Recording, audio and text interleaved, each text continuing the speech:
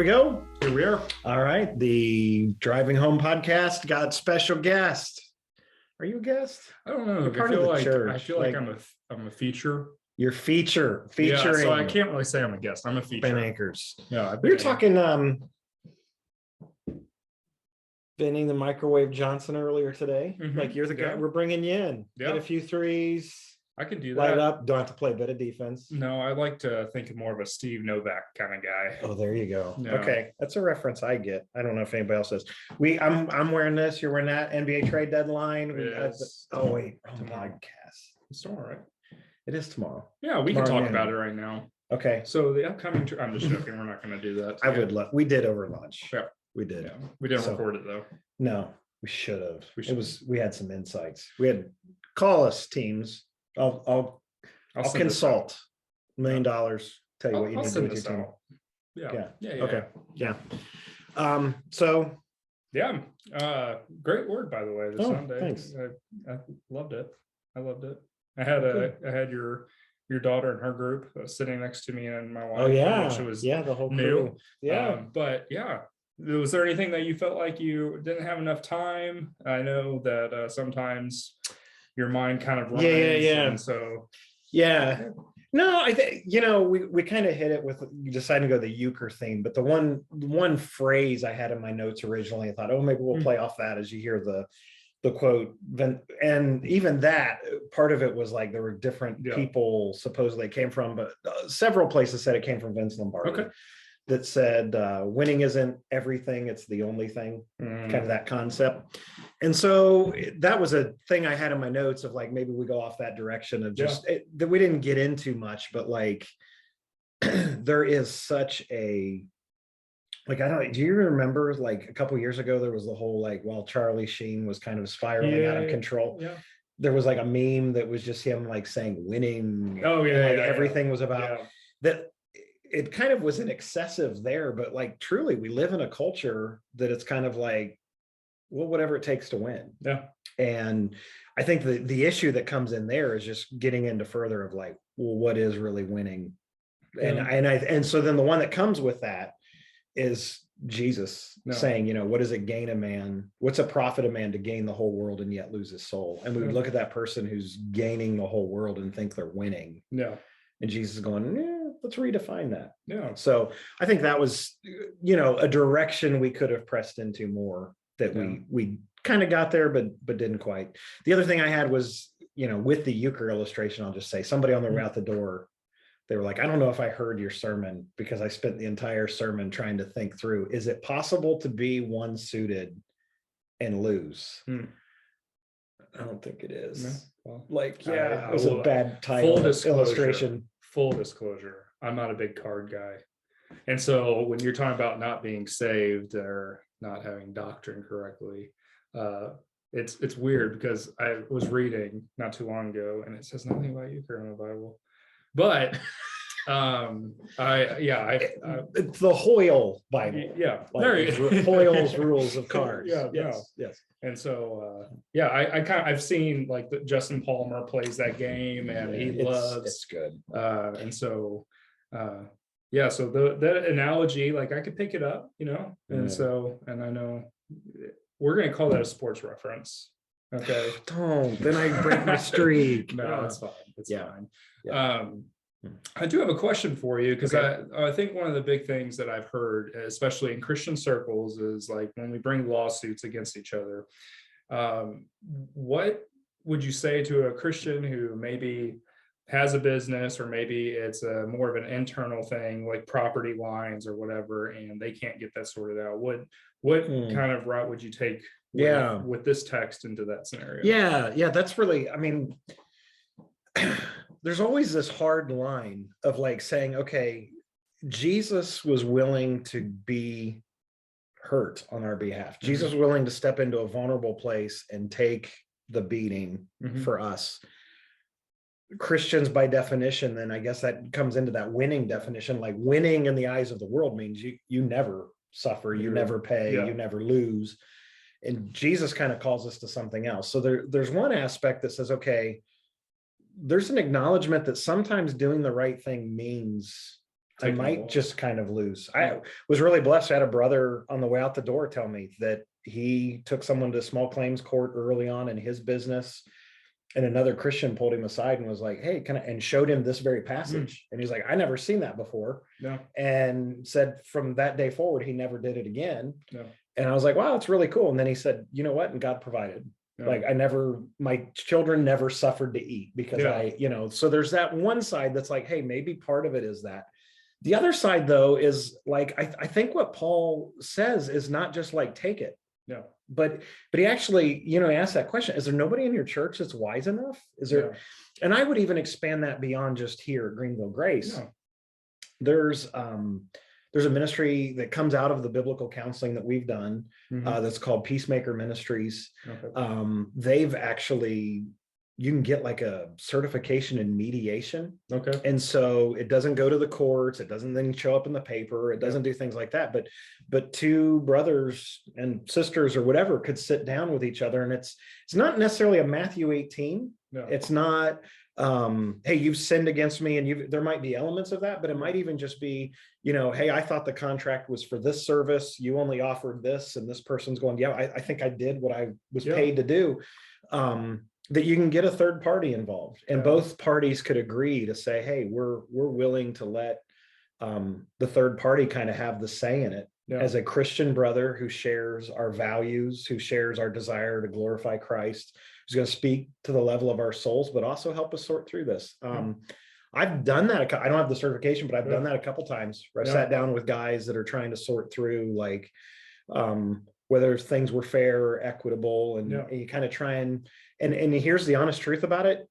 I think in each of those situations, people walked away both feeling like they didn't win. Like, because in some degree, our court system can say, you know what, all right, you're the wrong one. You got to pay all of it, or you've got to, and there's a desire for grace and mercy. So I think there's those. Okay. You can pull other people. I think you have to pull people in that it's wise. Like, it wouldn't be pulling your cousin who's going to obviously have an affection for you and a bias, but like grabbing somebody else. And I think if it's between two churches, and I've done that one a couple times where it's like, okay, their pastor shows up and I show up, and you try and kind of find middle ground that you're both seeking for truth, and you kind of come at it that way. So those are some of the options that are there. There's things like we're looking at as a church, like the same thing of like, hey, if a situation were to come up where crime or a violation happened that the law should get involved in, we always want to let the law be the ones to decide whether charges should be pressed or they shouldn't, or whatever might happen. But then on the other side of it, we have become aware, just kind of as our culture has grown and some things we've experienced, that it's probably coming down the road that part of understanding becoming a member of our church is a commitment to this. Like, okay, so if we have disagreements on some level, not like I say on a criminal or a violation level like that, but we have a disagreement about something, we'll take it to other Christians. We're not going to take it to the government for us. Okay, so let me ask you this then. We're going to give you a scenario, and it's kind of a twofold. So we'll say that one believer and one person who is actively against the church, anything and so it's like, you want to go the route of bringing in someone wise to sit down and mediate, but they have no pleasure of no presence of mind even to do that. One, what would you encourage a believer to do in that sense? And the other side of that is, we're talking about winning and losing. Is it always going to be the case for a Christian to count a loss as a win? And what I mean by that is, it always going to be the cause for the believer to be walked over. You know what I mean? And so what does that kind of look like? Yeah, man, those are good questions. So first of all, I would say this, like, does that responsibility carry that like a Christian would never go to court? I don't think it does. I think there's an ability to be able to say, I think that's what Paul's specifically dealing with, is both parties claim to be believers, claim to love Jesus, therefore should be claiming to be brothers, and yet they're running to the court to solve it. If you're in a situation where the one person doesn't share any of those views, doesn't share that belief, then I don't think that necessarily applies. Now, if the person came to me and was like, okay, help me out, should I take this person to court? Shouldn't I? Should I just suffer the loss? Yeah. Should I try and reclaim some of it?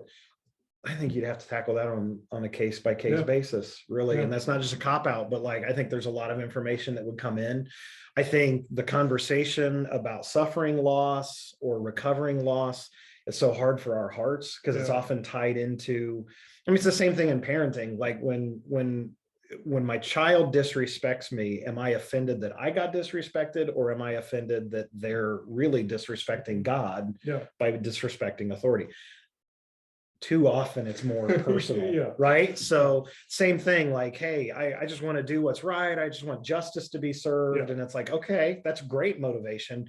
But can you walk that road with some other people to make sure you're wanting justice to prevail and not vengeance? So I think, you'd want to walk through those carefully. But no, I don't think the Christian is always required to like take, you run into some sort of conflict, and our road to righteousness is to go, okay, so what's the place that I can get pummeled the most? And that must be the place of godliness. I think it's more the willingness. I know you like Beautiful Eulogy too. I love their song If. Oh yeah. And he just says, basically the theme of the song is like, if you take my life, you're good. If you don't take my life, you're good. And it's this willingness to hold everything with an open hand. And so I think we have to step into situations willing to suffer the loss, but it doesn't mean we're required to suffer the loss. But if we, and I think this is what Paul's getting at, if we're willing to violate our testimony, if we're, somebody said this quote to me last week, and I'm going to botch it, but something to the effect of like, the fruit of the Spirit is never out of season. Right. So the idea of like, there's never a situation where God is looking down and going, okay, Danny, that's enough. You don't have to be patient anymore. Now, there might be a situation where I still need to act and deal with the situation, but I still have to do it in patience. It's not just because I've lost it. Kindness is never wrong. It's never out of order. So I think we're challenged to lay the fruit of the Spirit aside as an indication, not that that becomes one of those times when it becomes pretty clear I'm not willing to lose. And that doesn't mean God's requiring me to lose, but it means that, okay, God, I'm willing to put aside what I do know you want for what I think I hope you want. And so we don't have to be martyrs. It was interesting, rambling here, but the patristics were like the first church fathers after the New Testament was completed.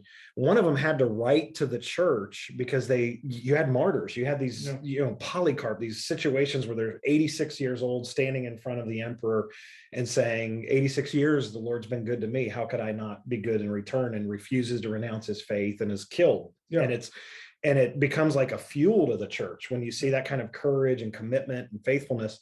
And yet some of the authors, the patristics, had to say, doesn't mean you have to go to the governor's house and scream for him to light you on fire. Like, there's not any, holiness found in making yourself the martyr.